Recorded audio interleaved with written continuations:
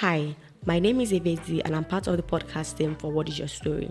In this episode, we talk with Sanusi Abubakar, the founder of Fun Fashion VC, a venture capital firm that supports fashion businesses. Sanusi shares how he started his journey, why he chose to focus on fashion, and some of the hard moments he faced along the way. His story is honest and inspiring, especially for someone trying to do something different or follow a new path. If his story resonates with you, we would love to hear from you.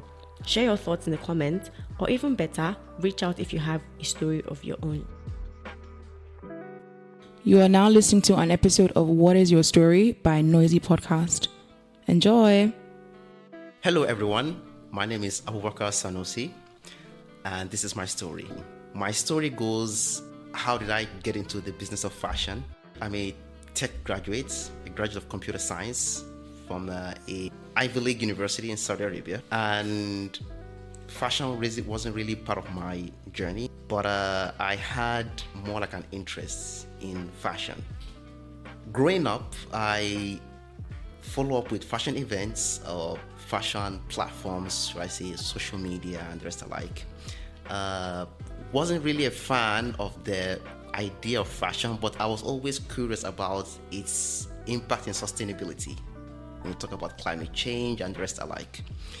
So graduating from university in 2020, I thought about entering the fashion industry. I joined the fashion industry by trying to build a tech product that's going to solve more like sustainability and clean energy, using technology to change the way things are being processed in the business of fashion. But then I had a different shift. I thought about building a product instead.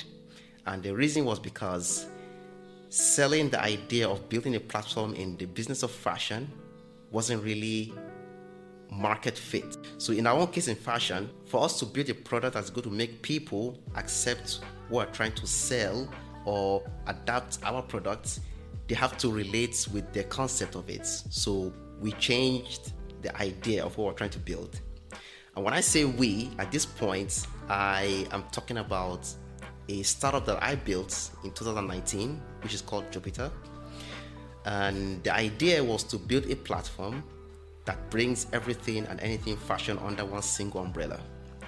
So it's more like an Instagram version, but for fashion content only, with the ability to, of course, sell products on the platform, collaborate, and expand as a business, whether as a small business or as a startup.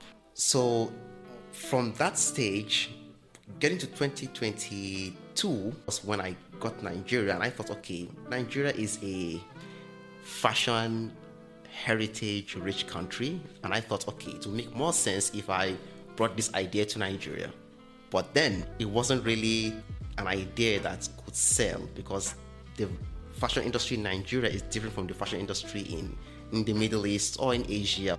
So bringing the idea to Nigeria, seeing that it wasn't really an idea that could benefit us, I personally thought, okay, maybe this might be the wrong approach, or maybe I might be in the wrong industry. With a background in tech, I thought maybe I have to venture into something else, maybe like fintech or logitech or something else, a different industry entirely. But then I thought, if I'm going to leave this industry because I'm facing minor problems, it's possible for me to escape from every challenge I come across. So instead of me stepping back, I thought, okay, let me just pursue the idea while I'm in Nigeria.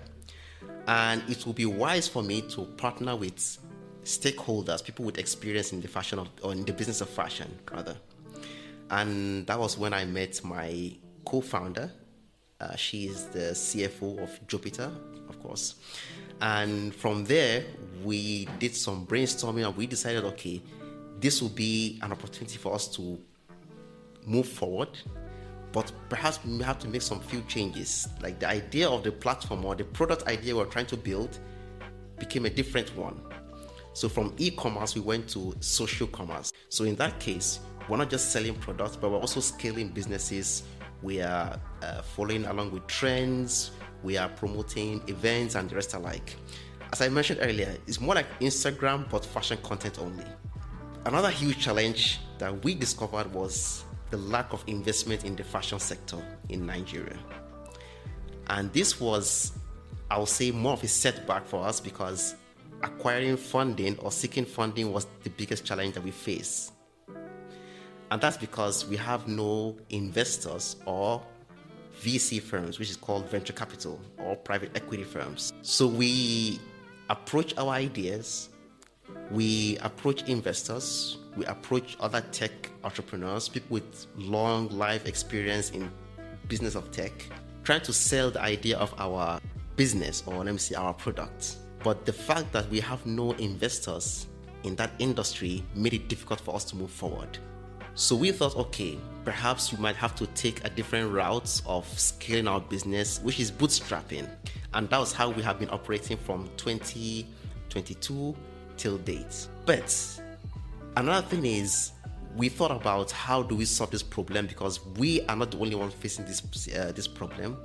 We have other fashion tech entrepreneurs, founders, and startups who are trying to innovate the fashion sector. But we all have the same issue, which is funding or finance.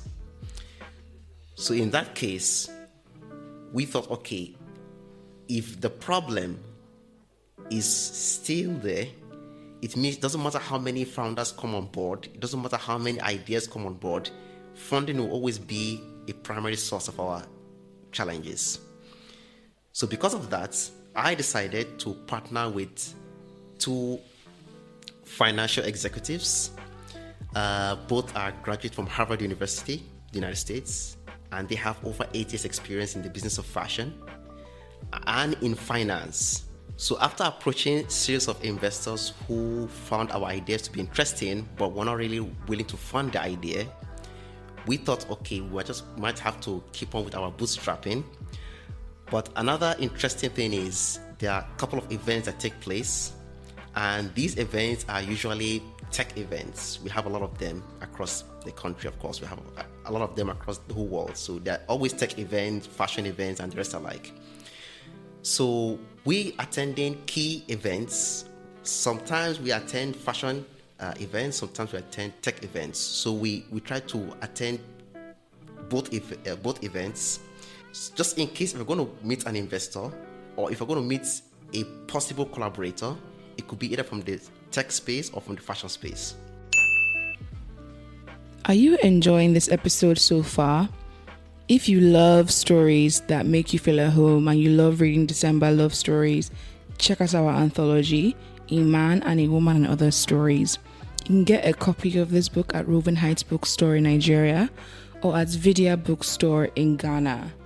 You can also check out the link in our description box below for all of this information.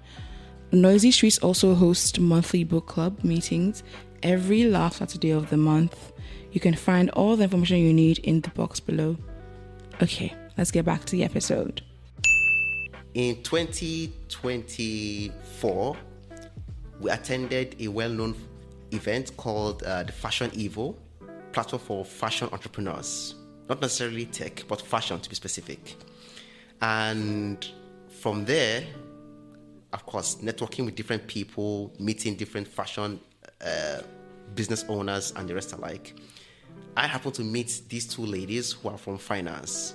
So while I met them and we had a little introduction and we're discussing the whole idea of what we're trying to do at Jupiter, they mentioned that, oh, by the way, they have an idea they want to do also, build more like an AI e-commerce platform for fashion. So at this point, I met my fellow fashion tech tribe or community. So it made sense to me that, okay, we're not the only ones in the fashion tech space, of course, but here are ladies from finance trying to get into fashion. This was when the idea struck that, okay, instead of these ladies getting into fashion, building another fashion tech platform, which, by the way, they're also going to face the same problem that we are facing, which is financing or funding from investors. I thought of discussing a new idea with them. So I came up with an idea. I said, if you two are from finance and you have a background in fashion, I mean, no background in fashion, you have an interest in fashion, but your background is strictly finance, why don't we establish a fashion-focused venture capital firm which is called Fund Fashion VC. We found the idea, we built up the company, and we funded the company using our own money. Some of our goal was to fund accelerator programs, because there are a lot of fashion accelerator programs. So primary goal to focus on these small businesses and attend these events, so that when we see a fashion business owner who is trying to promote his or her business, we can support them financially. Today, I can call myself an investor in fashion, of course with the support of my venture capital firm. And our long-term goal is to invest in traditional fashion businesses and fashion tech ideas.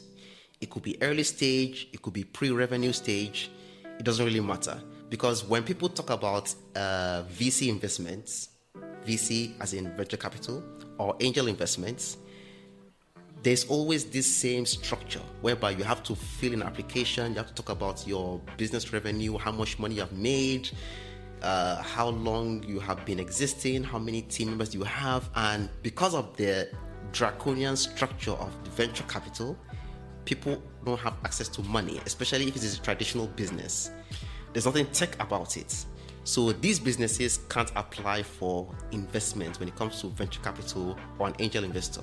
So we are coming in to say, okay, it doesn't matter whether you're fashion tech or traditional fashion, we are giving you money to achieve the basic milestones. For this, in terms of money in fashion, our hope is that as we have started this journey, we believe that others might also see what we are doing and try to join this venture.